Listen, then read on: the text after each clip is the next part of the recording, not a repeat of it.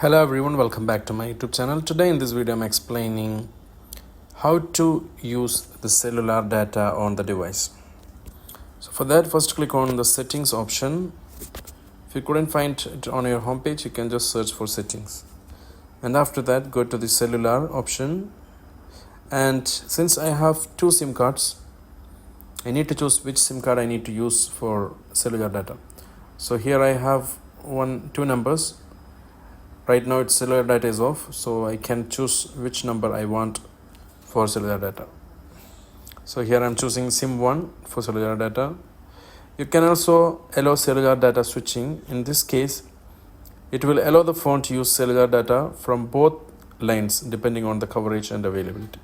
Suppose you have internet plan on both of your SIM cards and both SIM cards are different. So in this case, it will choose the best network and the best coverage SIM card from one of the two SIM cards. So that's how you can turn on cellular data. You can also turn off cellular data by going to the cellular data option. Hope you understood the video. Thank you for watching. Subscribe the channel. Click the bell icon for notification. Take care. Goodbye.